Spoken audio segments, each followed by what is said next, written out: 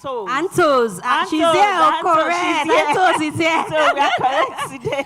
And we got pictures with you yesterday. Hello, ma'am. For autism. You're all welcome. God bless you. I know you had a fantastic day yesterday. Kike. Okay, good morning, everyone. I had a wonderful time going back home. One, because finally, the third mainland bridge was open, and so there was really no traffic. Praise Put God. your hands together for the federal government and Lagos State government. Because Recording in progress. without that traffic, I'm sure that a lot of people would have wanted to be here yesterday. So for those our online audience who wants to join us live here Please at the Harbour Point, Victoria Island. Come. We're Please waiting, start we're coming. waiting. You'll have a wonderful The time road is here. free. Meanwhile, move around, please, and say Please, good let's say morning hello to to someone. everybody. Say good morning to someone. Can you move around, please? Say good morning. Good morning, sir. Good morning, Nice to sir. see You're you. welcome, sir. Good morning, ma. Good morning. Nice to see you. Exchange pleasantries. For those of our guests that are online, good morning We'll say to good you. morning to you. How are you doing? Did you sleep well? For those visiting Lagos for the first time, did you have the feel of Lagos from Victoria Island? Did you see the lagoon? Did you see the Atlantic Ocean? And all that. Kike, good morning. Good morning. I want a hug, you know? Oh, I my travel. goodness. Good morning, everyone. I had a fantastic time yesterday. How was yours? Mine was mind-blowing. It was educative. It was, it was an eye-opener to so many things. And I think we should ask our audience. That's what we're going to do. Yes. Please, can you help me pass around Mike? The theme of this special second edition of the Intellectual Disability Conference is empowering every voice. Yesterday, there were two voices that got me wrapped up. And up to now, I'm not sure I've been able to, overcome the impact. You're still basking in the euphoria of the moment. Two voices, actually. The voices of the fathers who spoke yesterday. Interesting. Please Let's put give them your a hands big together. round of applause. For the mothers, we're always telling our stories. Yes. I think we should tell more stories about the fathers. The fathers. They just got me wrapped up. I could not get it out of my head. When you're not in someone's shoe, you don't understand what they are going through. Exactly. I've always told the stories of mothers, but yesterday I had a first-hand information of how the fathers have also been coping. I share your sentiment. I share what we stand with you. BJ's daddy, well done. For all the fathers in the house, let's clap put your for hands him. together for them. It takes a day at a time. Very important information. Very key. Okay, let's pass around the mic. What jumped at you yesterday? Can we pass around the mic? Let's start from this end of the hall. What jumped at you yesterday? What did you take home? What did you learn? Tell us your name. Okay. Okay, good morning, everyone. Good morning, ma'am. I'm Mariam. So yesterday I was more enlightened and I realized that we have to take caution to the way we address people with disability, if I'm correct, and not just call them by the way they look or something. Okay. Then the next one is that we shouldn't pity them. They don't need our pity. They need our support instead. They need our kindness. And trying to instill that into our kids as well. As a teacher, I've been trying my best to do that. Letting them know we are all special in our own way. Because we also have autistic kids in our school. So sometimes they might want to run away from them. So we have to educate them as well. Because awareness is very key. So thank you very much. Thank you very much. One more person. Okay, thank you, ma. Okay, we'll just take that last person when we ask Okay, why we'll ask the person that will take the prayer, Toluwani Adeyemo, to please stand by. Good morning, everyone. My name is Ngozi Oko. Excuse me. So yesterday, what struck at me was they are first humans before the disability. that got to me. Understand the humanity part first. That they have feelings, they can think, they can say no just as you would say no. So don't rule out everything to just be based on the disabilities. Treat everyone first as humans before you highlight the disability. Thank you. Thank you very much, ma'am. Yes, one more person from here. Can you please pass the mic to her? Thank you. Good morning, everyone. I'm Mrs. Omotunde from Ojue Inclusive Unit, Mushin. Yesterday, I learned that we should all be an advocate for disability. We should show empathy, and we should be very, very patient when we are dealing with children with disability. Thank you. Thank you very much. Thank you. I thought we want to hear from the boats. Yes. Yes, I know Anto's house is here. Let's hear from how was the experience from that end? From the boat's end. From the boat's end. Good morning. Boot. I thought it's overwhelming. I agree with you, having the fathers, listening to the fathers and having them engaged, it was just so impactful, and I'm just so grateful that these forums exist, because how do we get our voice out there? How do we get people to learn and understand our children? So it was, for me, it was the fathers. And having people come by the booth and actually, what is Anthos House? What do we do? How do we do it? Where else can we go? It's a great informative session. So it's really quite lovely. Thank you. Thank you very much. So we want to encourage everyone to please visit the booth over there. In fact, I understand that Mrs. Dotun Akode got a gift A gift. Put from your hands Terra together. yesterday. So if you visit, No. Patience Patience Akode. Patience Akode got this gift from that booth, Terra. So try and visit everyone over there, and you'll be glad you did. And there are Thank so you. many amazing things Yes. at the boat. Yes. By the time we want to go for tea break, we would urge everyone to please visit the boat and not only do it for sightseeing, but pick an item, one or two, and make inquiries, especially for the boat where they are doing services to the child or the caregiver within the disability community. Yes. Okay. Very important, because they will be able to advise you appropriately on how you can take care of your children with disability. Okay, moving on, we would like to take the very first item on our lineup for today, and we would like Toluwani Adeyemo To come, please, to for please the opening come prayers. and take the opening prayers. Thank you very much. Can we celebrate Toluwane? Please put your hands together. Celebrate him. Let us pray. Heavenly Father, we thank you for today's event. We ask for your guide, that wisdom, support as we start our meeting. Let the meeting be successful. Help us to grow closer and nurture our community. In Jesus' name I pray. Amen. Thank you, Toluwani. God bless you. And of course, that will be quickly followed by the national anthem.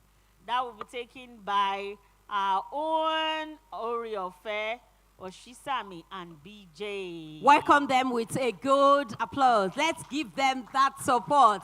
Give them that moral boost. Thank you. BJ, where are you? Okay, he didn't come. He came. I saw BJ earlier. For our online audience, good morning. It's nice to know that you have joined us again this morning. Please, if you have any comments or question, we'd like you to put it in the chat room so that we can acknowledge them and read them to you for answers. Thank you very much to all our online audience. And we'll say good morning to you. Welcome to the second edition of the Intellectual Disability Conference taking place here at Harbour Point in Victoria Island, Lagos. This is the day 2. Day 1 yesterday was amazing. And today we'll be wrapping up with a bang. And we trust that you will enjoy every session. in today's event. So, Kike, while we wait for BJ BJ to is take here. the national... Okay, he's here. Let's clap for him now. Put your hands together. BJ, Thank welcome. Oriofe, over to you.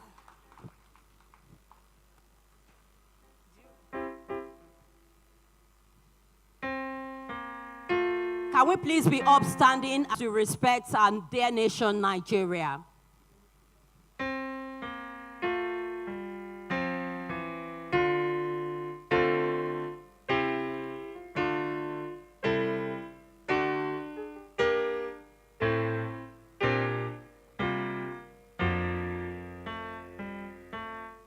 Oh God, creation,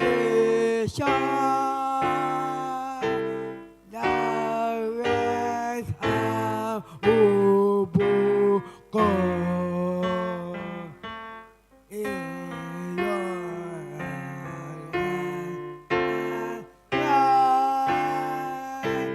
ever you that you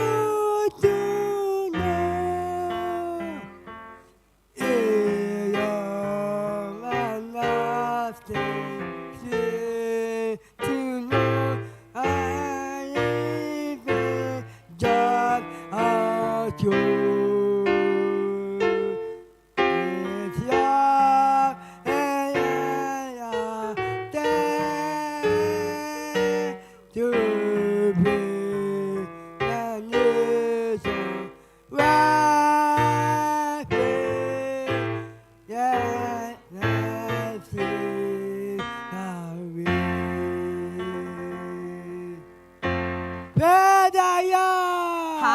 Hallelujah. Oh, you God. Fire. Thank you very much, BJ. Let's put our hands together for BJ and Oriofe. Thank Please be you. seated, ma'am and sirs.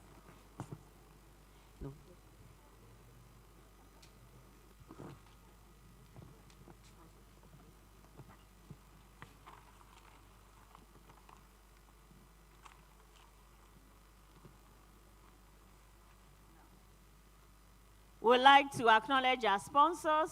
We'd like to appreciate them and say thank you to them. You know, like I said yesterday, that when it comes to disability matters, a lot of people are not in on it. But we want to say a big thank you to Muritala Muhammad Foundation, Thank you very much for your support. Nathaniel Idowu Foundation, Thank you for your support. Ziba Foundation, Thank you for your support. Lighthouse for Autism, Thank you for your support. LVI Gallery, Thank you for your support. Antos, Thank you, Anto's House. Thank you for your support. ALN Aluko Anoyebode, Thank you for your support. Even Texture, Thank you for your the support. Federal Ministry of Education, Thank you for your support. GTB, Thank you for your support. Omen Consulting, Thank you for your support. ISAID, Thank you for your support. Lotus Bank, Thank you for your support. Mr. Africa, Thank you for your support. Mr. and Mrs. Sunny, Thank you for your support. and of course, Mr. and Mrs. Dare Daniels, We appreciate your support. Mana Children's Center. Thank you, thank you, thank you, and thank you. Can we please put our hands A together big round of for applause. all of our supporters? Thank you very much. And to all of you for being here, we say thank you too for supporting us with your presence. We are most grateful because if we have prepared everything and we don't And you're have not you here, here, it will still amount to anything. So please put your hands together for supporting us with your presence. What Distinguished. about our online viewers? Exactly. Please, online viewers, We we say know you are in thank the you gallery. for Put being your on. hands together for yourselves. God bless you Celebrate all. yourselves for also being here. We're moving on now to the next program, which is the plenary section. It will be taken online, and I understand that the International Association for the Scientific Study of Intellectual and Developmental Disabilities are standing online now to lead us into this first session, which is inclusive practices for students with intellectual disability, working with families and communities. Distinguished ladies and gentlemen, I hand you over to this first session by the International Association for the Scientific Study of Intellectual and Developmental disabilities. Put your hands together for them as we join them online.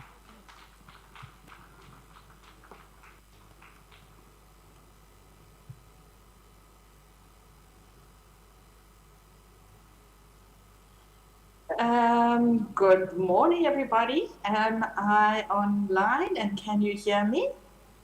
We can hear you. Can you see my screen? Not yet. But it should be coming through. Technical crew, please can you help us out? Thank you. We can see you now. You can see the screen? Correct. Excellent. Okay, well then let's start. Just move this bar down here. There we are. Okay, well, thank you very much for inviting us to be here with you today. We are myself, Professor Judith Mackenzie from the University of Cape Town, and my colleague, Dr. Callista Kahane from the University of Stellenbosch.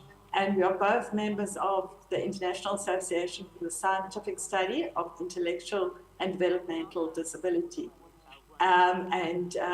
We have been asked to share some thoughts on inclusive practices for students with intellectual disability, and especially working with families and communities.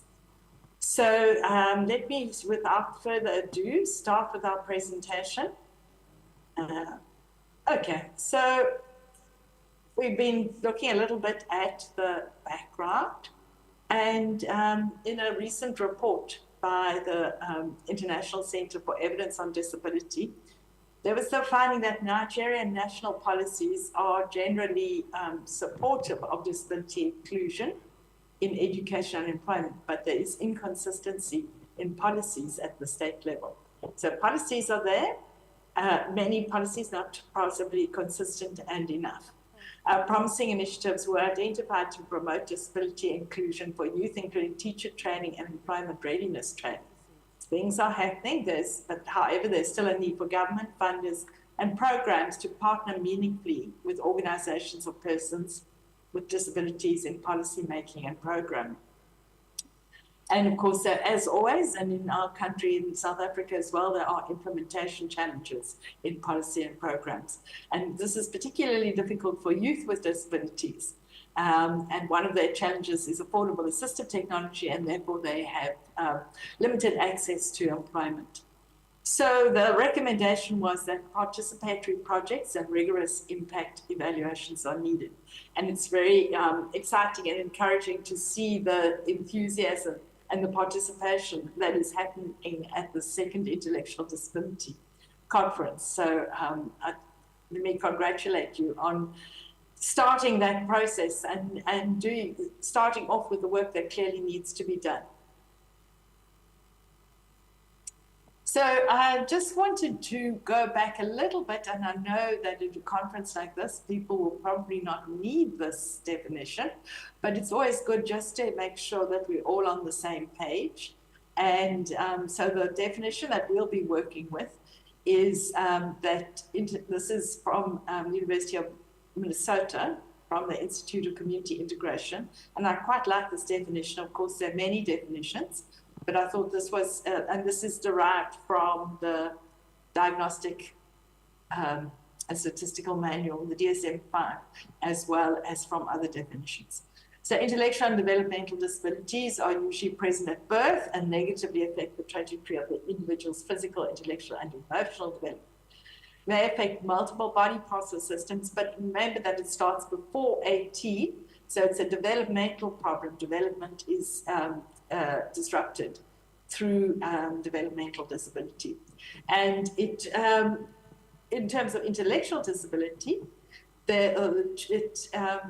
intellectual disability affects both intellectual functioning and intelligence, which includes the ability to learn, to reason, problem solve, and other skills, all the kind of academic, kind of cognitive skills, but it also includes adaptive behavior, which is the everyday life and social skills, being able to catch a bus, being able to get dressed, and so on, depending at the stage of development.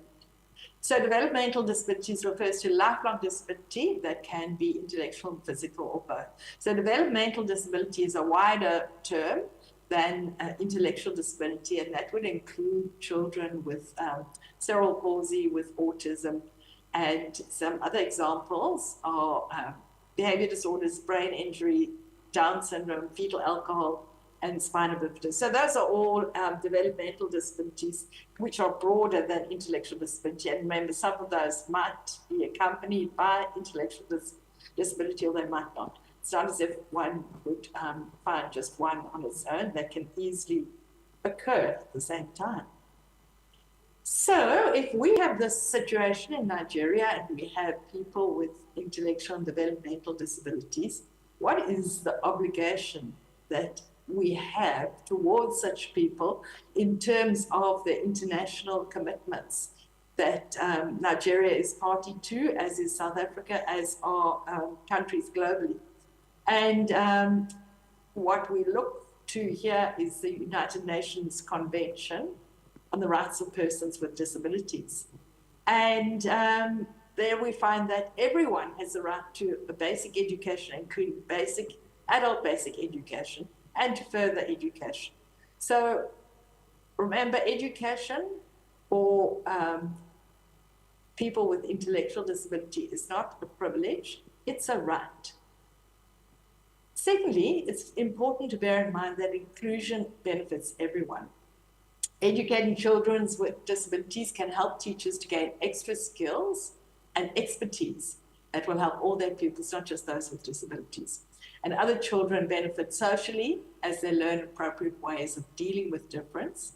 And the wider society benefits as children with disabilities are able to become productive members in their family and community. However, if we're going to include everybody in the education system, in a universal system, universality requires changes to current systems. We can't just carry on as we are and say, okay, you were out of the system and now you're in the system. It means we're also going to have to change the system. So bearing in mind those three elements of what we need to consider in education, I'm going to ask Callista to come in now and to give us some more information on families. Hi everyone, greetings, good morning from Cape Town. I hope you're all well. And as my colleague Judith has already said, it's really encouraging and exciting to see the enthusiasm in the room of people really wanting to transform the lives of people with intellectual and developmental disabilities. And I'll just take on from what Judith has introduced. That's a bit of a background of IDD and inclusive education, but now speaking specifically to the importance of involving families in education of these children. And I heard at the beginning, the speaker said, today your theme is empowering every voice. That actually got me quite excited because from where I stand, families and parents especially are really not given a big enough and loud enough voice in the education of their children. And from this short conversation, I hope we can really come out with some food for thought and way forward on how best to advocate for parental and family involvement. So just to start with, families are always an important role player and mostly a lifelong stakeholder as well in the lives of children with IDD, as we know that they grow to become adults still under the care of the family. And as such, families play an important role in the education of these children. And we find that many other stakeholders come later in the lives of these children, but for the family, it's right from the beginning, from birth, from the time of diagnosis, when it happens at birth, or from the time of the assessment and diagnosis, if it happens somewhere along the line of the developmental phases of the child. And the families are always the ones who are left to really deal with every stage of the life of this child. And some families have actually said the time of assessment and diagnosis, which I think some of the parents in the room can actually relate to, is that it can actually be a maze in the sense that no one tells you where to go, no one tells you what to do, and it can be quite difficult. And those challenges actually impact even on the family's involvement in the education of the children. as such, we find that early intervention is then key. Or is it? Someone said I must adjust my device to show my face better. I'm not sure how his face is showing because I can't see my face from here. Judy, can you assist? Am I cut like on the top or is it better now? Yeah, it's better now. We can see you. Is it? I'm Thank sorry you. about that. I can only see the screen. I can't see my own face. So yes, I was just about talking about the need for early intervention because it leads to early diagnosis and prevention of further complications and challenges that can actually impact on the child's education. And also with early intervention, we find that parents who then start early to prepare for the possibility of their child needing support during learning. And then we find that for children who receive assessment after starting school, they may end up needing to transition from mainstream to special schools. And finding an appropriate school is one of the parents' biggest challenges, sometimes because of distance, sometimes because there isn't even a school that can accommodate that child, or the parents simply don't have the right information to take their child to the right school. But having seen all this background, we find that it's quite unfortunate that the important role that these families play is not yet fully recognized both by practitioners and within the education system. When we look from a research point of view, there is very little that has been done actually looking at perspectives and attitudes and needs of parents. Most researchers are only looking at what teachers need and neglecting the parents and the family. Yet their context is actually where the child is supported the most. Judy, can you move the slide? Anne, there. Yes. So just using this background to explain a bit about the role of the family, you find that if we look at the child from socio-ecological perspective, where we look at the networks and people who actually have a role to play in the life of this child, the family is always the closest and the most influential, and on the other hand, they're also the most affected by whatever the child needs or what happens in the child's family. And yet we find that within inclusive education practices currently, we neglect the voice of the family, which means that very critical and immediate component of the life of the child is actually being missed out. And then one wonders how successful can inclusive education be for these children. Can you move, Judy? And maybe just to touch a bit on the benefits of family involvement, we find that when the families are involved in the education of their children, we can avoid the disconnect between the school and the home by creating a home and school partnership. And within that partnership, there's then collaboration between the parents and the teachers, which actually helps to have smooth communication and also knowledge from the teacher of what happens within the home and knowledge from the parents of what happens within the school. And the two parties can work together for the best interest of the child. And it has also been found that when parents share their own experiential knowledge about the child, it can actually help the teacher to understand and know the learner better and increases their confidence to successfully include this learner within the education system. And there's also evidence from research that shows that improvement of the children's self-esteem, social skills, and academic performance can actually be a result of family-teacher communication and collaboration, because when the child feels that there is support from both sides, that can actually help even boost their own confidence. And obviously, when the parents have got knowledge of the school system, it gives them a voice to advocate and contribute to their child's learning. Because if they don't know what is happening within the school, they don't know what is working and what is not working well, and they don't know even when there's need for them to chip in to support their child. And maybe needless to say, when parents are involved, that can actually give them peace of mind, because we know that when a family has got a child with special needs, there's a lot of layers of challenges that they have to deal with. And not knowing what's happening within the school can be quite a challenge for them. And when they're involved, that can give them peace of mind and also help with some of the emotional challenges and the stresses that they can go through if they are not informed. Next slide, Judy. So just to give a bit of a summary of the different challenges that we find families facing in terms of them getting involved in their children with IDDs schooling, we find that within our African context, especially traditional and religious beliefs about disability, the impact on the attitudes towards the children with IDD and how they are raised, including whether they must go to school or not. Sometimes it could be maybe influence of the community or the extended family, even advising the parent that maybe this child is not worth taking to school because he or she is worthless and things like that. So it can be quite a huge challenge for the parents to make that decision to send their own child to school. And just the cultural beliefs and societal attitude as well may be a barrier to families comfortably sending their child to school. Because if they see their child being discriminated already within their community, it can be difficult for the parents to trust the school environment with that child, and they might actually choose to keep them at home, which impacts on the children's future opportunities. And then there's the issue of hierarchy of impairments.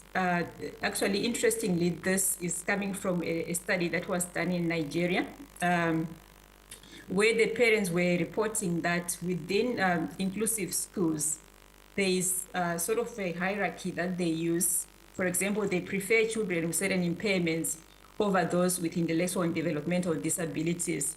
So when they select the children, you always find those with IDD like at the very bottom rung of that ladder of the hierarchy. And the parents actually struggle to find the schools to send their children.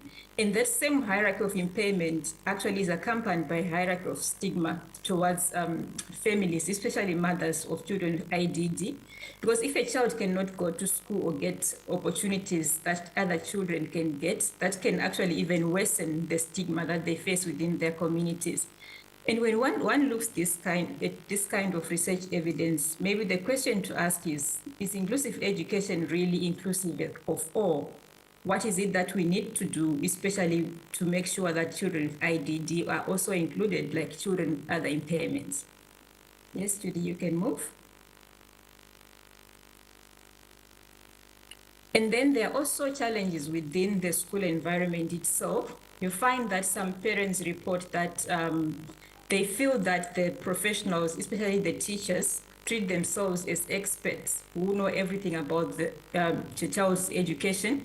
And then the parents themselves are actually treated as passive recipients of that system that can actually make the families to feel intimidated because it makes them feel as if they have nothing of value to contribute the child's learning, and they can step back, which has got a detrimental effect on the child's success in school, because obviously the benefits of the family involvement that I spoke about are actually not maximized.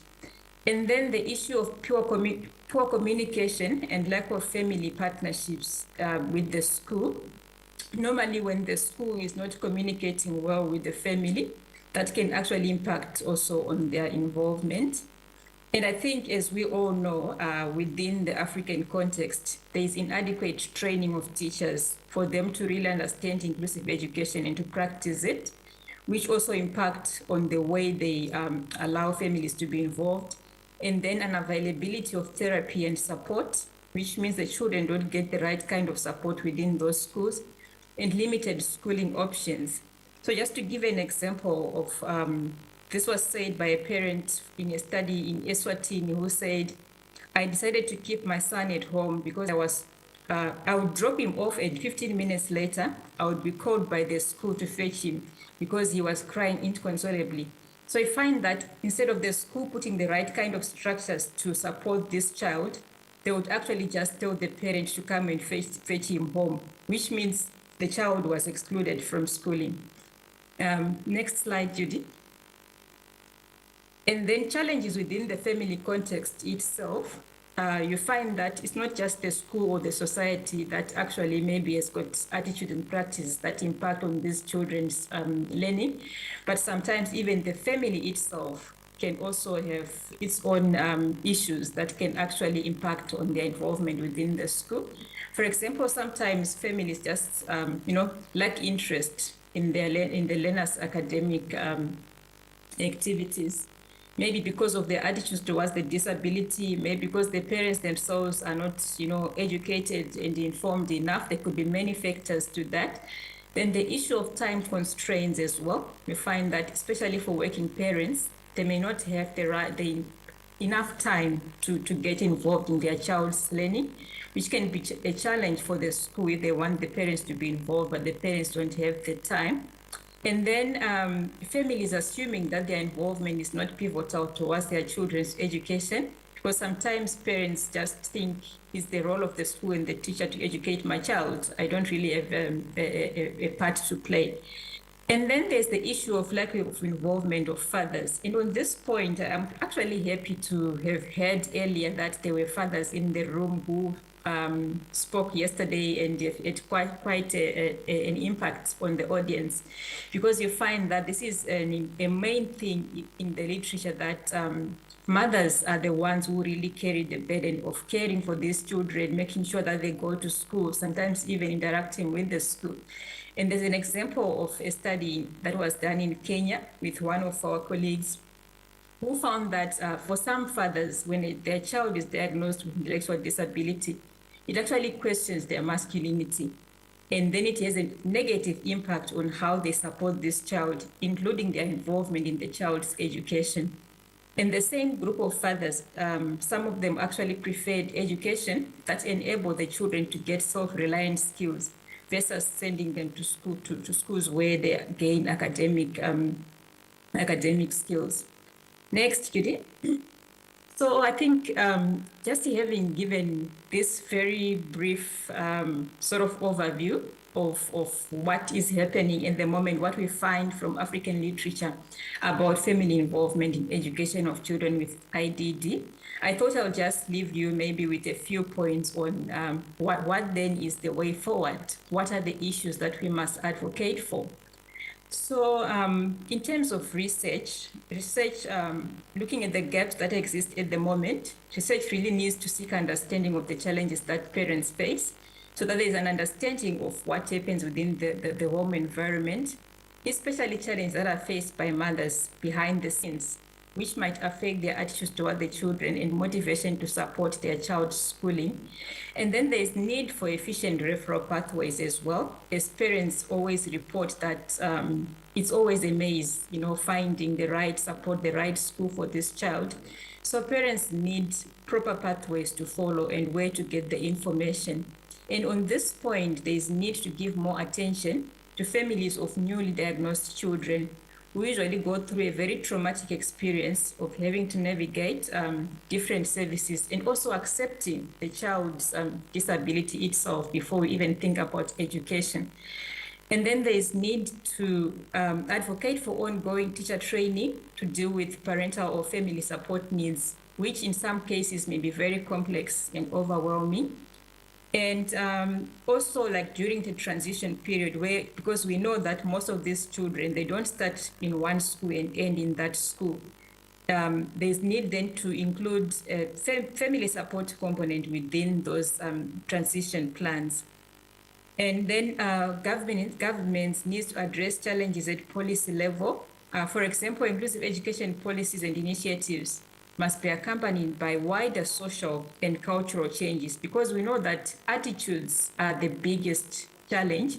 So if an inclusive education policy only talks about how to include the child within the school without really going wider to look at what are the issues within the culture and the community, there may not be really much success in inclusion of these children. And then also the need for parent support groups, because those parents who they've experienced more than others, who probably know better, can then always help and support others. And NGOs, I see NGOs with a big role to play. For example, when I look at our own South African context, There's a lot that NGOs have done to advocate for education of children with intellectual disabilities. There's a lot of transformation and change that has happened when families and NGOs work together. And I know that having been in the first initial phase of this session, there are a lot of NGOs that are involved in this space. And I just want to commend you for the work that you've done and also maybe to continue, especially when it comes to education of these children. So I'll end here and give back to my colleague Judith, and she'll take us to the next phase. Thank you, Callista. I'm going to just go through quickly just some practical pointers in terms of reimagining education for children with disabilities. I'm going to do it very quickly because I can refer you to an article online that is free to download, and I would suggest that you could go there. The article is written by Professor Roy McConkie and myself, and I think it's a nice practical idea of where we start. And if you recall, Callista presented that diagram of the child in the middle, with the family around the child, with the school around the family, and then the wider community. So if we start with the child in the middle, then the child needs to be prepared for inclusive education. This involves screening, identifying hearing loss, identifying visual loss, visiting homes to see the context in which the child is learning, granting equal chances to the child with disabilities and including them in the community. And this is what families need to start with. Then having access to preschool education, and of course then building up the self-confidence of the child so that they feel that they have a right to belong and that they are part of the community. Then I think that Callista has given us a lot of ideas about what are the issues around families and how do we then address these. In preparing families for inclusive education of children with ID, home visits are important. Give teachers time to visit the home to understand the context in which the child lives, and that teachers and parents develop plans together. You might be aware of the individual education plan, which is a plan specifically developed for a child with a learning support needs, and that should be done in collaboration with the family. Then, of course, another important function with families is to link them. When a family comes to you with an issue that they're struggling with, can you then link them to the health services, to the education services, to the NGOs that would be able to assist them? Parent groups have been found to be very, very powerful right across different communities in Africa. And I'm sure you have parent groups in Nigeria. The support that parents can give to each other is invaluable, and they really understand each other's way of doing things and each other's needs. So it's always a useful and a really useful support to parents is to give them access to parent groups. And then the other thing that parents are very good at, and I think Callista just covered this in the last slide where she was talking about what should we advocate for. Parents are very good at lobbying. You might be aware that inclusive education in America started through parents actually pushing for it. In South Africa, it's the same. A lot of the push toward inclusive education has come from parents, and even global organizations like Inclusion International, which are parent and family-based organizations, have pushed for it. And just while we talk families, please remember we're not talking just parents and a nuclear family like we have in the picture here, but we are talking extended and all different kinds of family formations. And then, of course, we need to prepare schools. I mean, you'll remember I mentioned that we can't just place a child into schooling without changing that system. And in order to change schools, it takes leadership. And perhaps one of the easiest and most easiest, not that it's easy, but one of the most direct ways to bring about change is through the leadership of school principals who make the decision that they want their school to be inclusive, that they value all children, and that they are going to support those children in their schools. So the leadership of principals is really important. Modifying the school environment, in this we often see that the schools will say that they're disability inclusive if they have ramps or if they have particular adaptations in the classrooms and that cater for disability. But it's quite a complex thing to change that environment, which then leads into training, because the most important part of that environment that needs to be changed is the curriculum and the teaching style. Are the teachers able to be flexible in the way that they teach so that they can meet the needs of different types of learners within their classroom? Then assistants, teachers often need the support of others. We can't really expect them to do it on their own, and this is where the family comes in, where the community comes in, who is able to support teachers to do this. And then once again, the curriculum, which links to training, is the curriculum accessible to children with disabilities? One of the big problems that we struggle with, and it's a global thing, is where you've got national standards. And what will we do with children who are not able to meet those national standards by virtue of their intellectual disability? So that's a challenge that we need to work with. Excuse me. So here we have our child again, family, schools, communities, and society. And there are two approaches. If you look at the arrow on the left, that's the bottom-down approach. That's where we expect government to provide us with laws, policies, funds, and reviews. We expect those to be in line with the goals of inclusive education for children with intellectual and developmental disability. But often you won't get that action from the top if you haven't got the action from the bottom, which is the plans, the lobbying, the media, and the election. And elections, you know, where one has the opportunity to vote for the people that you think will support the kind of ideas you would like to see in education. So it's a complex system, and I'm going to leave it there for us. I would like to, I have sent this PowerPoint to the organizers, and maybe they are able to share it with you. These are two resources I'd like to share with you. We have developed an open textbook. It's free for anybody to use. It's on inclusive education. It's available at this link at Open Books UCT. And we also have these, they call them Teddy MOOCs, which probably doesn't mean anything to you, but that's Teacher Empowerment for Disability Inclusion. That project developed massive online open courses, MOOCs. And there are 4 courses that you can sign up for, free, and you can share them with others if you want to use them in your environment and teach others with them. You're most welcome. So these are free resources which we would encourage you to make use of.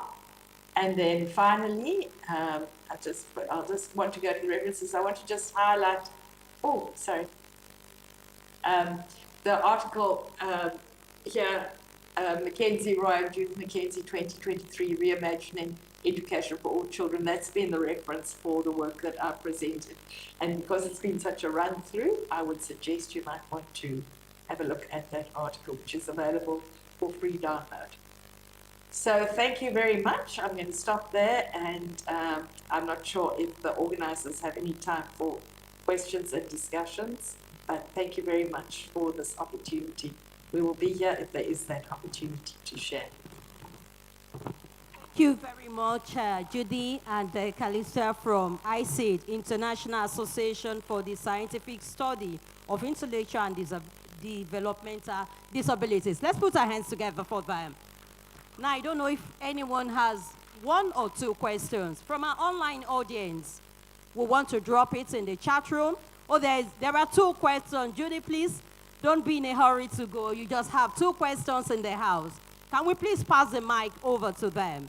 Number 1 is a man who first raised his hand. Please tell us your name and go straight to the point. No preambles. Thank you very much. Number 2, tell us your name and go straight to the point. No preambles. Thank you. Please, sir, you're welcome. The mic. Or you can use my mic. My mic is available for. There's a mic coming your way.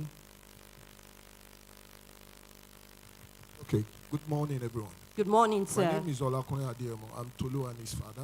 Welcome, sir. Yeah. So concerning the learning support. Now, is there a curriculum for specific vocational learning?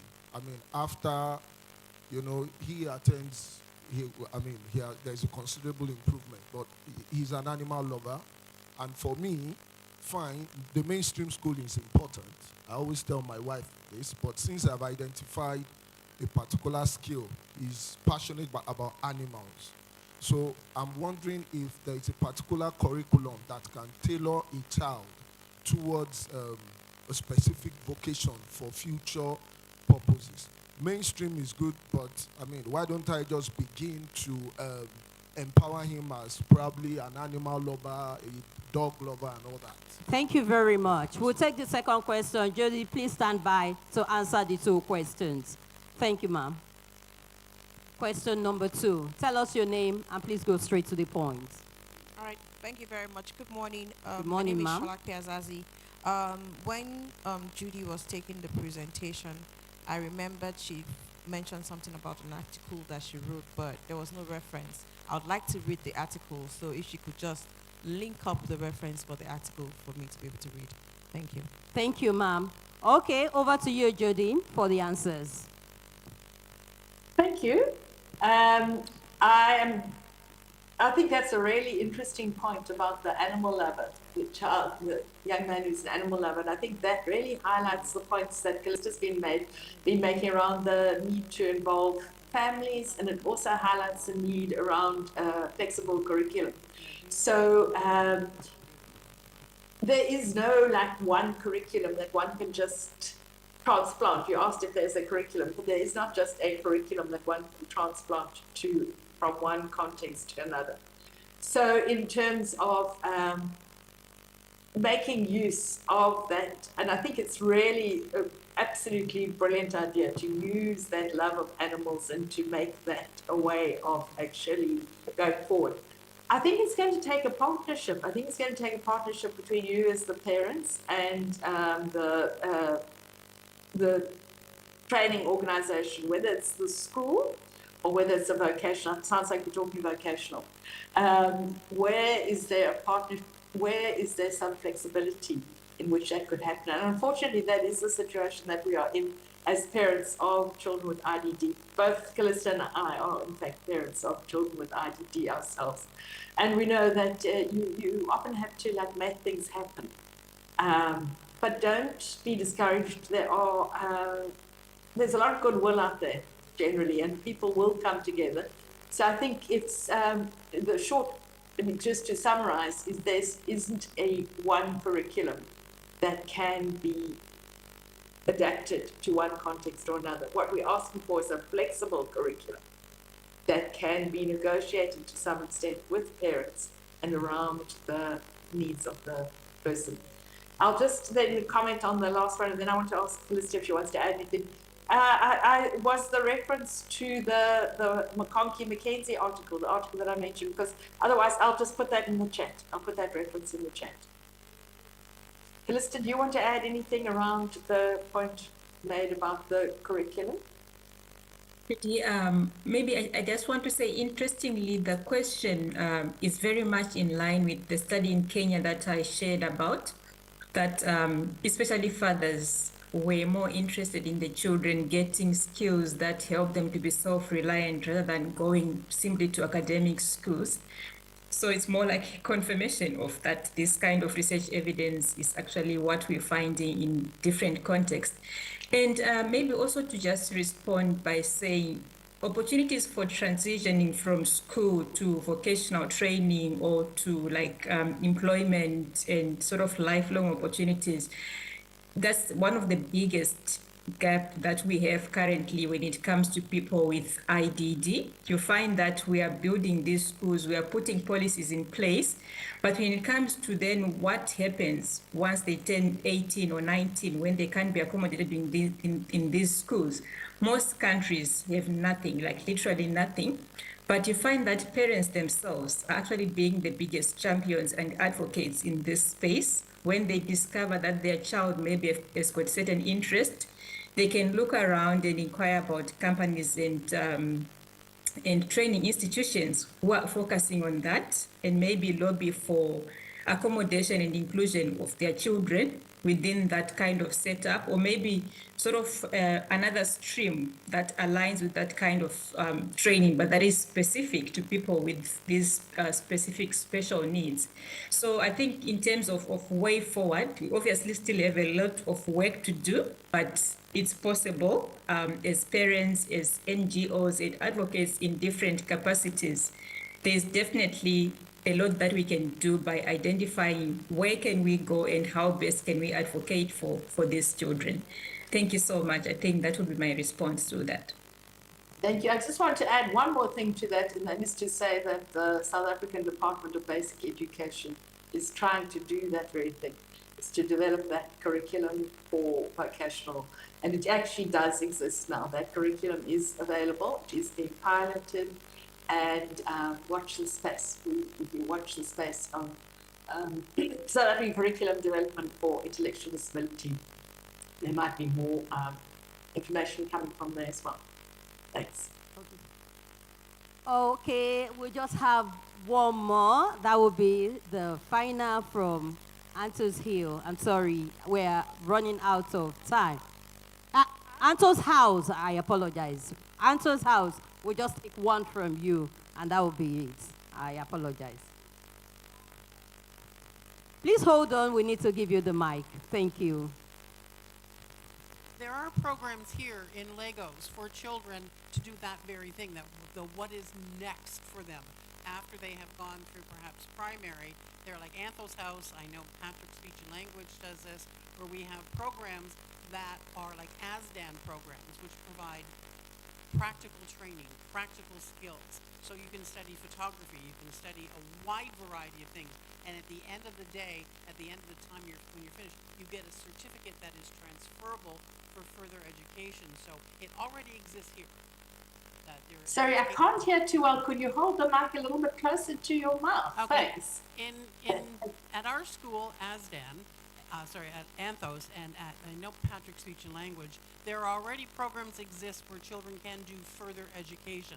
So they're finished with the primary, or then we're a special needs school, so they can use ASDAN, which is a UK organization that provides training, and it's hundreds of different interest courses, hundreds of courses that are for education, for job searching, for hairdressing, auto mechanic, just a wide variety of interests that your child may have. And at the end of it, they get a certificate that is transferable, that can go on to apprenticeships, that can go on to the job market, and that can go on to further education if they're capable of further education. So there is that opportunity already exists here in Nigeria. Thank you, Antos House. I guess that will be it. Thank you very much, Judy. We appreciate your response, and of course, Kalisa too. We're most grateful. Please let's put our hands together for them. Okay. Thank you. We'd like to recognize the presence of the representative of the Minister of Education. Here present is Mr. Abel Akire. He's the Deputy Director in the Federal Ministry of Education. Thank you very You're much welcome, for being sir. here, sir. Thank you for coming. And he was here yesterday, and you're still here today. Thank you very much, sir. Okay? Is there any other recognition? For those of us who have been taking pictures like me and others, please, we want you to share your pictures so that we can keep trending this activity. And for those who are not here, so they know what has actually happened here, and they can keep up. Sometimes you can blame people for being busy. They have a reason why they are busy. But by the posts or by the pictures, they get to understand and interact with all of the things we have shared. Please, if you want to share your pictures, if you want to share your videos, ensure that you are tagging EEV. EEV stands for Empowering Every Voice. That is the theme of the second edition of this program, the Intellectual Developmental Conference that is taking place here at Harbour Hall here in Victoria Island, Lagos. You can also hashtag IDC. IDC stands for Intellectual Developmental Disability Conference. So please. And the last hashtag will be empowering every voice. Make sure you are tagging Pure Souls on all social media platforms, on Instagram, on Facebook, and on Twitter. Of course, on X, I beg your pardon, on X. There have been a lot of postings yesterday. Please like all of the pictures that have been posted, and you can also retweet, or you also, share for yourselves and for others. Anto's House, you can also tag them. Manor Children's Center, we can also tag them, and tag every other Lighthouse person. for autism, we can also tag them. We can tag everybody that is important to this event. Thank you very much. Let's put our hands together for ourselves. Up next on our lineup of activity is to know why we are here. And that will be taken on by Kimberly. Please put your hands together for her as we welcome her. Put your hands together for her. Put your hands together for her as we welcome her. And she's answered Anto's House. Welcome, ma. Good morning. Good Good morning. morning, everyone. Thank you. How's everybody doing? Fine, Mom. This has been such an inspirational day yesterday, and learning so much and connecting with so. I firmly believe that the answer to all of our questions exists within all of us, those of us who are in the special needs environment. And all we have to do is ask. It's very, very scary to find out, first of all, your child has anything that is going to be a challenge. So having proper people diagnosis is just so incredibly important. I'm a huge fan of psychoeducational assessments. I think they are the key to helping us understand our children and what is next for them.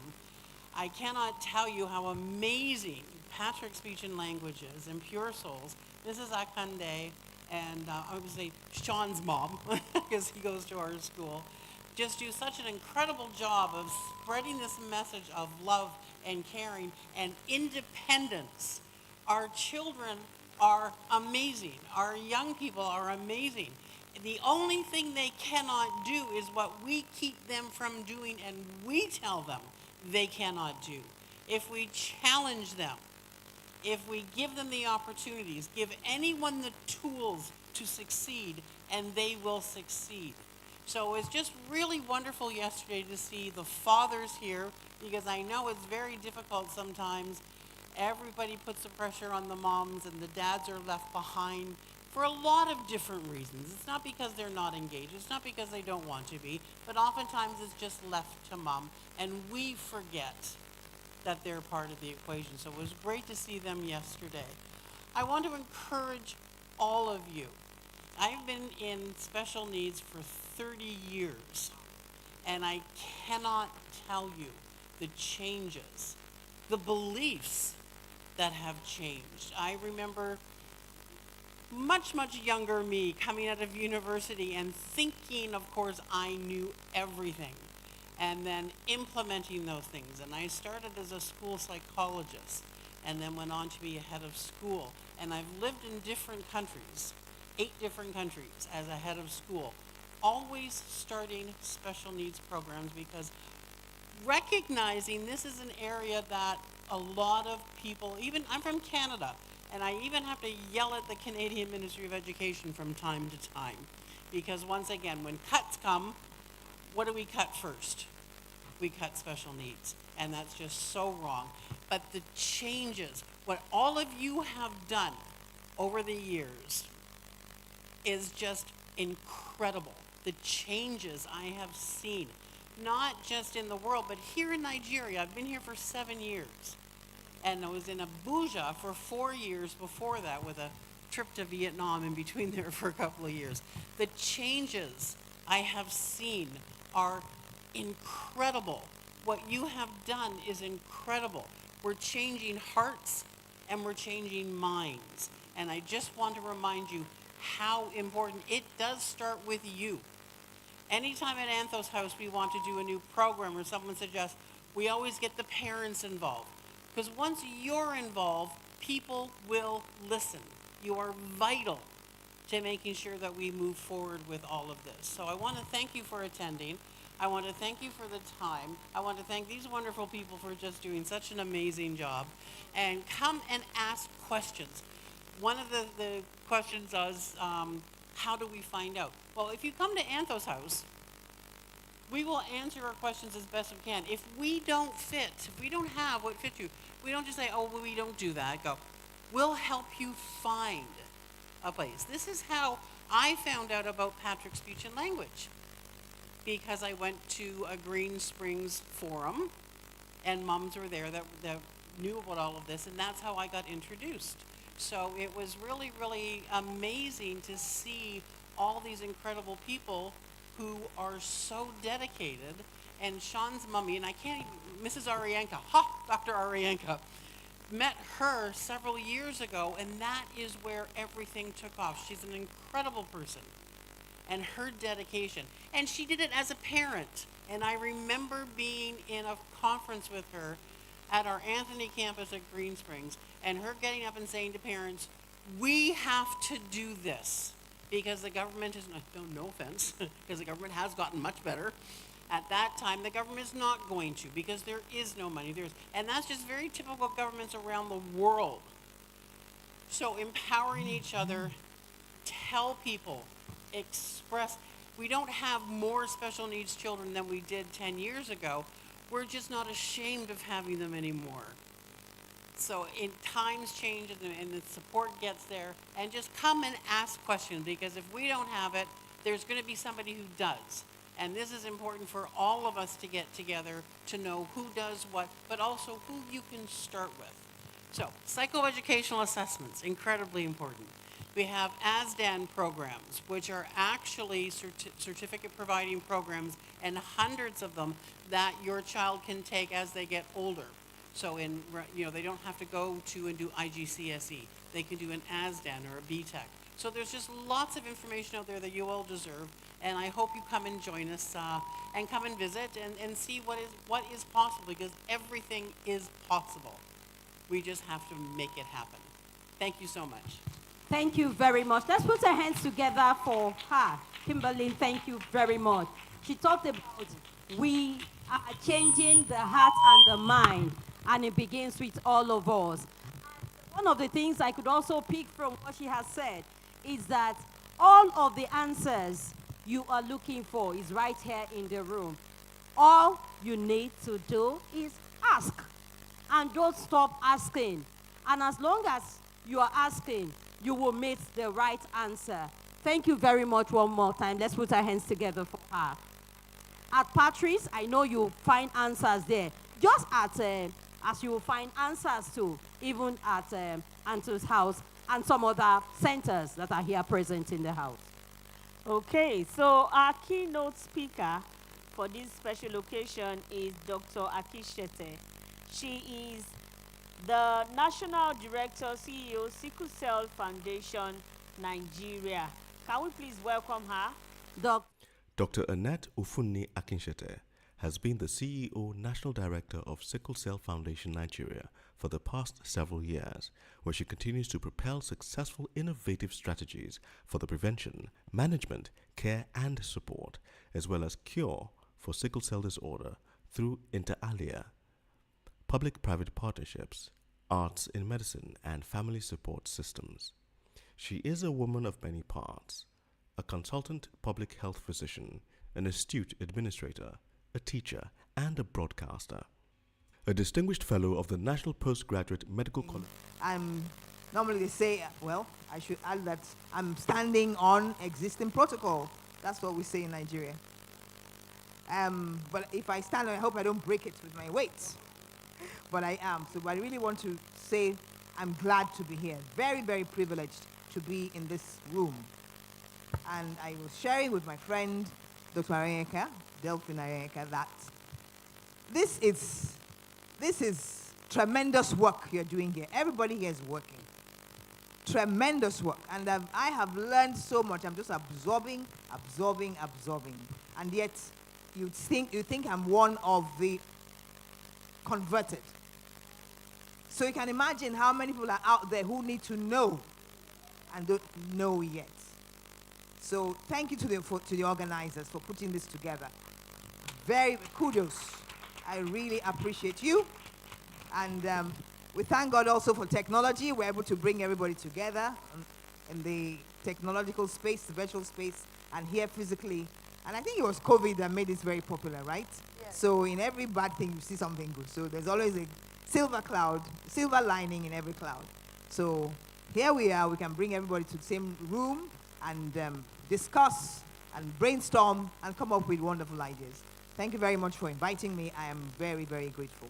I won't take much of your time because I think a lot has been said already. And I hope you can hear me. This microphone sounds like it's not loud from where I am. You can hear? Excellent. So can I have the first slide? I'll be talking a little. Prepare yours. Thank you. You prefer me to be on the stage? Oh, the organizers insist that I get on the stage. Okay.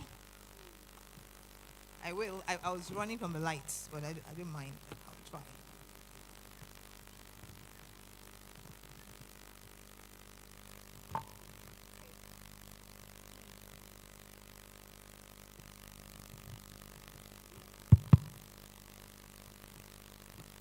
I feel like a performer on stage. So forgive me, I'm not a performer, I'm just a doctor. So I have my first slide here, and I'm saying that I'll be talking generally, really, drawing attention to what I may call the broad strokes, not so much the details, the broad principles about addressing the issues that we're focusing on in this conference, the broad issues, the broad strokes, if you like. Okay, well, I'm asking the question, are we satisfied? Are we happy with the needs, the way we are in the special needs space in Nigeria today? Are we satisfied? Aha, because I was going to say, if we were satisfied, then there's really no need for this conference. But there is a need. The need was there. That is why the organizers put it together. So I can continue, right? But otherwise, I'll just carry my bag and go as well. But really, there's an absolute need for this. Am I blocking the... Should I stand there? But just bear with me. So the thing is, if we do not have to have agreed, we do not like what's going on, it's not good enough. We're trying, but we're not there yet. Okay? So we have to be what? B and D. You know what B and D means? We have to be bold. I should actually have, can I have that bag, please? So I have a pointer there, because I have busy slides. Thank you. My computer bag, I think it has my pointer. Thank you very much. Bold and disruptive. Thank you very much.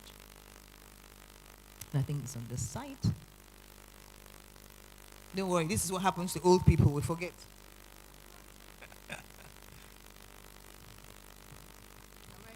They'll call it senior moments.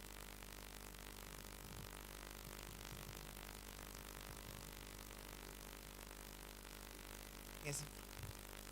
They may not show because I think that's technology. Somebody help me with this, please.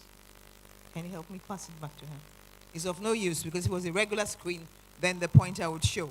However, let's be bold and disruptive. My first picture here shows the bold path. You see the trajectory, if you're bold, I'll talk about boldness. The trajectory is upwards and forwards. Whereas if you remained stationary, maintaining the status quo, what happens? You remain on the same spot without moving. So you have to be bold. You have to be disruptive. The second picture I have there is disruption. Just break it apart. Some Americans will say, but when you're disrupting, do it in a controlled manner. You've heard about controlled demolition. When they're breaking down those massive buildings, they do it in a controlled manner. Sometimes there's need to be disruptive. But in this case, let's also do it in a controlled manner. Okay? And that is how picking out those areas that you feel, that you have recognized, require amendment, require retooling.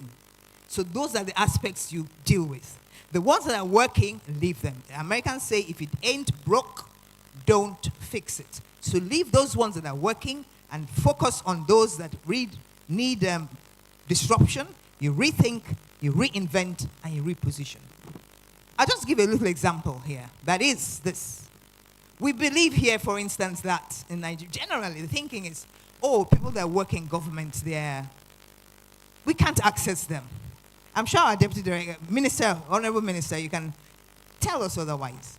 That you are there to serve the people. We put them there. When we are electing officials, it's for a purpose, that they work for us, right? Don't we know that they're there to work for us? Yes or no? They're there to work for us. So you can walk into any minister's office. I've served Nigerian government for 30 years at the national level. So I know that, I was privileged to have been mentored by Professor Ransom Kuti when he was minister. As a very young doctor, he called me to his room. He was my mentor for years, to his office, and said, whatever you write with this pen, he gave me a pen, which I still have. Whatever you write, sign with this pen, you are affecting or influencing the lives of millions of Nigerians. As young as you are, don't think you're... He said to me to represent him in Jos. And I said, sir, I'm too small to represent you, sir. He said, no, you are here. When you go there, you're reading my speech, you're Minister of Health. So we're there to serve the people. Open your doors as government officials. No, we as regular Nigerians, let's go to the office. Go to their offices. Knock on their doors. Wear them down. We need to socialize them to thinking that they are there to serve the people. If we are looking for guidelines, policies, protocols, all those things that come from government, we have to sometimes push government to do that. And that's part of the disruption we have to do. That's an area we have to tweak. And we say we. Who are we? Here we are. We are the stakeholders. It's everybody. It's everybody. So let us pay attention and be sure that we're carrying government along. I'm so happy that Ministry of Education is here. Ministry of Health should be here. Remember, we're talking about connectivity. We're talking of collaboration. We're talking of partnerships. All the sectors should be represented here. But I see only education from national level. Next slide, please. So these are the kind of things I'll be touching on, but not much. Next. I'll also deal with a little bit about these definitions. But I know that over the past, yesterday and this morning, we've heard about definitions. So here we are. Let us look at learning impairment and physical impairment. We're going to be talking about special needs and disabilities. Of course, yesterday I remember them saying these terms tend to be used interchangeably. And it's okay. Even though stricto sensus, strictly speaking, they're different. However, for the purpose of why we are here, we can say they're the same. But let us remember that learning impairment tends to be, we're thinking of those disabilities, those impairments that you don't see. And then at many times they're telling you that these are the ways you have to help them learn. Physical impairments, yes, you can see them. So sometimes they say it's easier to address. Okay, next slide. That's where I get the text. Next slide, please. So you look at special needs. You're focusing on learning impairments. That's it. Disabilities tend to focus on physical impairments, including mental sometimes. So while they may be related, they are different. Okay, but let's be careful about how we use them, particularly for sensibility reasons. So let's use them accurately and respectfully when discussing issues relating to inclusion, support, and accessibility. Next slide, please. Okay, I wanted to talk about family. Who is family? Yes, it's been touched on already. We have a nuclear family that's not showing here. I think it was shown in the previous presenter's slides. But that's a kind of family we see in Nigeria. It's extended. You see grandparents, you see aunties and families. It could be a polygamous family, but remember that there are others besides the nucleus, the family that you call nucleus, father, mother, and children. And all of these people are part and parcel of who takes care of one another. If you have a special needs child, it's not going to be the father and mother alone that take care of that child. You see grandparents. I have patients in the sickle cell community who are looked after. The primary caregiver is their grandmother. And that's who they know as their primary caregiver. That's who we know as their primary caregiver. Next slide, please. Okay, so you want to define, if you want to give words. is a group of persons joined by blood, marriage, cohabitation, or adoption with emotional connection amongst its members. And then a family is the basic unit of society, basic unit of the community. Many, many families make up a community or society. Okay? Families make up communities, like I've said. Families are the socio-economic unit of any society or community. And remember that family plays a pivotal, crucial role in the community. Without families, that's why people worry that the family is being dismembered. Family needs to really be focused on if we want to achieve what we're talking about. Okay, next slide. Next slide. Okay, this is pictorial. If you look at this, it's community. Community may not just only be, the space, geographical enclosure. It could also be professional groups. It could be religious. Religious communities are important in our environment, as you know. Churches and mosques and so on. Business communities, professional communities, support groups, voluntary groups, and so on. So it's not just the physical space. Physical space helps. There's also the virtual community, particularly for young people. Oh, they'll tell you that they live on their phones because they have a huge community there. So while we are evolving, we need to really address that community outside of physical space. That's the virtual community. Next slide, please. Okay, and then talking of communities, a group of people who share common interests, values, goals, or characteristics, and interact with one another within a particular area or virtual space, which I've just emphasized. Of course, I want us to know that they play a vital role in shaping individuals' identities, providing support networks, and facilitating collective action and collaboration. These are words that we keep, they're buzzwords. Collective action, collaboration, and so on. Of course, communities are vital social structures. So we're talking of families within communities. Next slide, I think you see that. Next slide. Okay, I think I've done enough in terms of family, community, disabilities, and sense. But synergy, because that's the key word in our theme. All these words describe synergy. They may be synonyms: collaboration, cooperation. We've heard all of this yesterday and this morning. Coordination, concert, work in a concerted manner. Harmony is there somewhere, yes. Partnership, teamwork, unity. Working together to produce greater and better results. So you don't work in silos. You don't work in little corners. You have to work together. That is the essence of synergy. That's why we're talking about family coming together with the community. Next slide. Okay, and voice. We're talking about voice. Good, what voice? You can hear my voice. And it's coming from my voice box, the larynx, the little organ in the throat, if you like, that projects a sound. Okay, and you articulate that sound as form of speech or song or cry or yell or scream. But that's a noun or your opinion, your view. But you can use a voice as a verb, as an action. Okay? You want to voice, you want to vocalize, you want to advocate. Those are the words we use here. Put into words. So you can voice your opinion, you can voice your view. That's an action part. If you want to use a voice as a verb. Okay? Then if you look at a way that you can voice your opinion, you can use all your senses to voice your opinion. Your voice can be heard through your sight. I'm giving you general principles. Through your hearing, through your smell, or taste or touch. And there's also the concept of 12 senses. Let me have the next slide. Of 12 senses. You probably heard of them. Touch, life, self-movement, balance, smell, taste, sight, temperature, warmth, hearing, speech, thought, ego, or sense of self. This is another concept, a way of looking at senses. Any impairment here can lead to some form of disability. But remember, I'm looking at the other side of the coin. You can voice your opinion. You can express yourself through any of the senses. Next slide, please. Okay, then look at special needs. Yesterday they talked about special needs and saying that perhaps the definition is closed. But I tell you, news or news flash, the definition is going to expand. You are going to get more and more and more special needs. Yes, I think I even heard sickle cell. That sickle cell is angling to become part of special needs community. It's already there. if you go to the United Nations, they'll tell you, we have special needs groups. Sickle cell is there.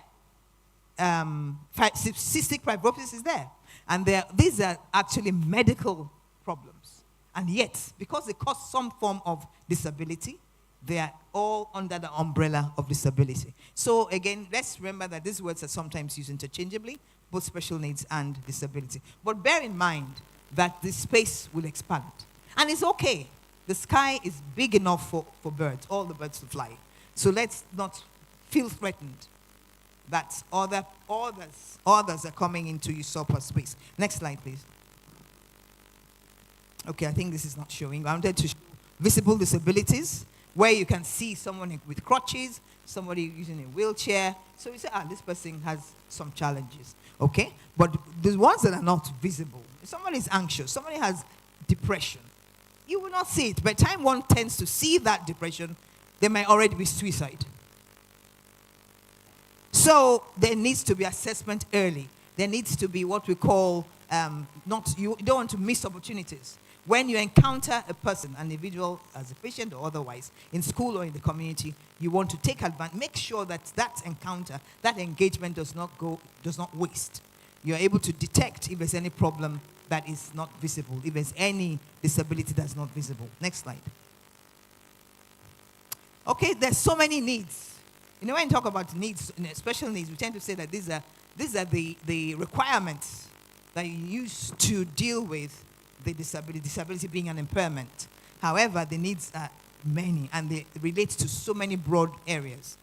Accessibility in case of physical impairment, and you need to move around. Education, employment, healthcare, social inclusion, rights, and legal protection. This is big. We tend to play it down, but it's very important.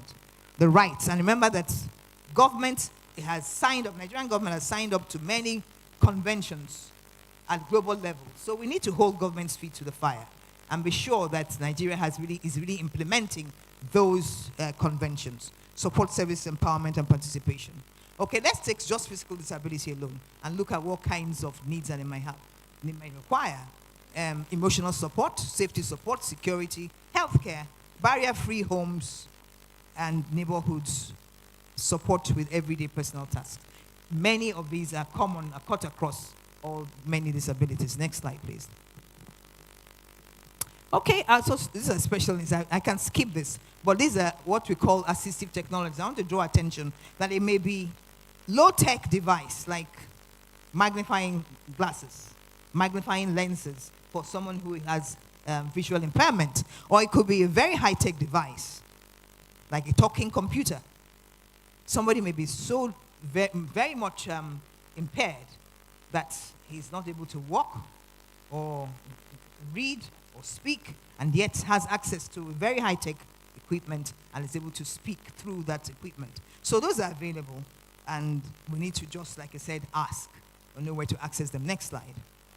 I prefer pictures, okay. So in terms of communities, these are little community, families within a community, and you can see the interconnectedness. It's so important. Families within a community must connect together. Interconnectedness. And then this is similar to what was shared before. The other picture with children at the core. You see, the school is always part of the children's life. School, we cannot run away from school as it is today. Physical school. Okay, family is there, but your community is school. Your community is your physical community. And of course, remember that everyone lives within the community, whether you have special needs, you're disabled, or have disabilities, and so on. So all are within the community. Important thing is that each family must be interconnected within the community. Next slide. This is the concept of 360 degrees. This 360 degrees concept. So if you don't go away from this conference, from my lecture, with anything, go away with two things: the B and D, and the 360 degrees. The 360 degrees concept is holistic. It just talks about turning around, and who do you see next to you? You are engaging with that person. That person is part and parcel of the story. So it is everything. Family is center. The patient, remember, is individual-centered, not patient. I keep saying patient. Individual-centered. 60 degrees is what we're talking about. Family and community collaboration, and the family and the individual are central. Everything else revolves around them. It has to be holistic, inclusivity, empowerment, and then we talk of amplification. That when you say amplify, you're speaking to voice. Amplification refers to voice. That voice, is it heard? Whose voice are we talking about, okay?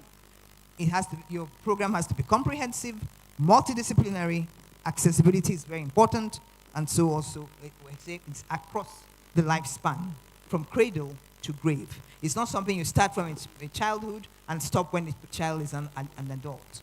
It runs through entire life's course. Like special needs and disabilities discussion does not center in school only with children. It goes beyond work life, adult life, family life, and beyond. So let us bear that in mind. It's a lifespan perspective. And remember, it's a 360-degree approach. At this time, I'll just say a few words from my notes, that it is not news, I'll read this, that in Nigeria, persons with special needs encounter numerous challenges, ranging from issues of stigma and discrimination to poor access to required support services. But we have something special going for us here in Nigeria, which we must harness. That is our sense of family, our sense of community, both deeply rooted in our culture. Through the synergy of coming together of community and family efforts, there is a distinct opportunity to empower every voice and create a more inclusive and supportive environment for persons with special needs in Nigeria. Let's look at the family. First, let us recognize the role of family and family support and place family on that pedestal that it deserves. Family should be up there. Let us ensure that family has structure. We take it for granted, but we need to encourage families to have structure. Let us foster family harmony and peace and reduce divorce rates. Because the more they stay together, the better for members of that family. Let us empower the family. Let us reward families. Let them feel that they are doing something worthwhile. And the community also. We must build and foster inclusive communities. Inclusive communities do not just happen. They have to be built. They have to be developed. They have to be nurtured. And then families and communities come together. But let's ask ourselves, what do we desire? What do we desire? We want an individual-centered, comprehensive, coordinated, collaborative, efficient, effective, impactful program for special needs in Nigeria. But that program has to come from all of us. It's not only Federal Ministry of Education and others. And it's not going to happen just like that. We must do what? Take action. So number one, we must remember our B and D. Be bold and be disruptive. But remember that disruption has to be controlled. Remember also the 360 degrees. Remember that we have to organize ourselves. If you don't organize yourselves, you keep saying we. But who are the we? We are here. But it's not just us here. It's everybody there. It's everybody's responsibility. So we need to identify the stakeholders. Stakeholders that will do the job and push. Organize forums and consultations, putting persons with special needs and their families front and center within interconnected communities. Then we must listen, and listen more. You can never listen enough. Listen to voices within. Sometimes we say, well, we want to listen to only those who know where the shoe pinches. It's very good. But we must also listen to voices outside. Because sometimes people see you better from outside.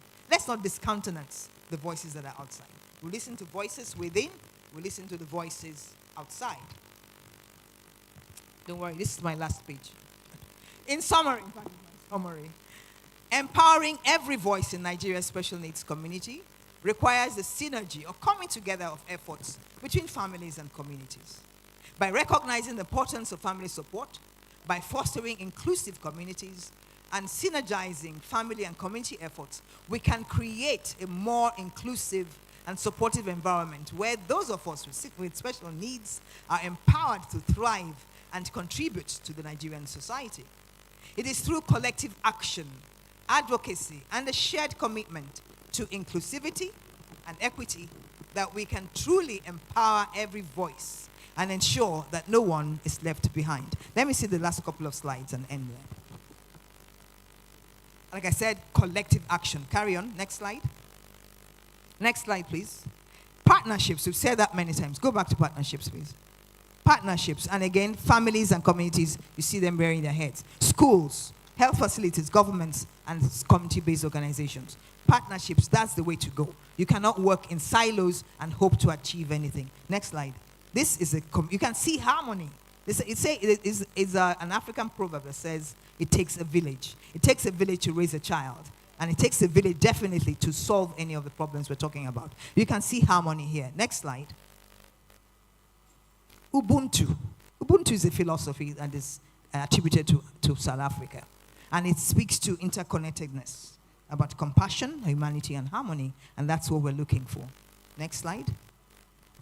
Again, this is another African proverb that when spider webs unite, they can tie up a lion. You see, all these slides speak to partnerships, connectivity, and working together. That as thin as spider webs are, if you tie them together, if you knit them together, they can tie up a ferocious lion. It's also an African proverb. So you see all the things that we have within us that we can use for our own benefit. Next slide. So despite all the challenges we're facing, leave that slide on, please. So I'm going to end here. Can I have the last slide on? Distinguished ladies and gentlemen, despite the challenges, I want that slide on, please. Okay, I'll end anyway. Despite the challenges that confront us in the special needs and disability space, there is light at the end of a tunnel. Let us hold on to that optimism and trust that that light is within our reach.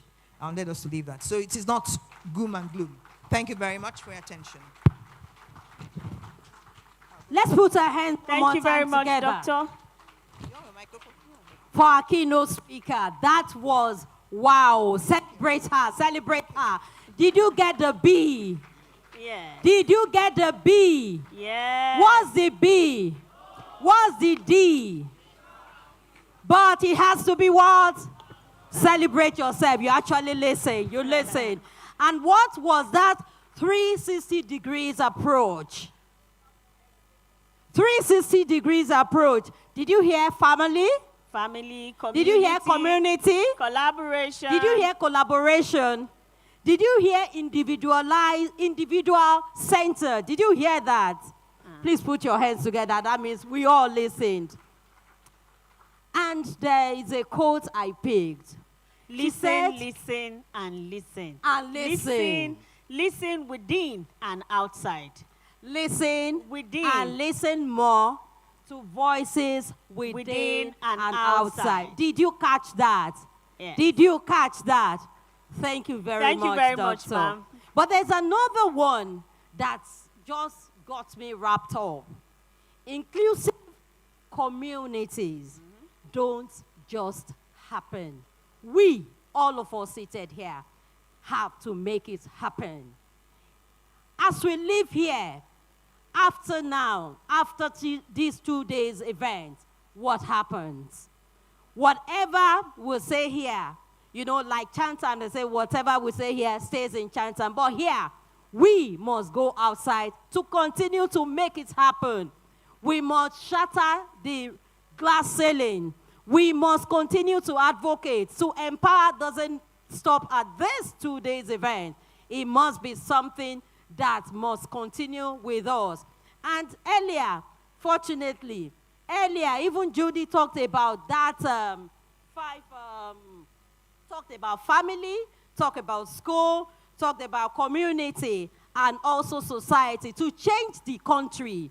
These are the things, and I'm happy that you also resonated that. She too reiterated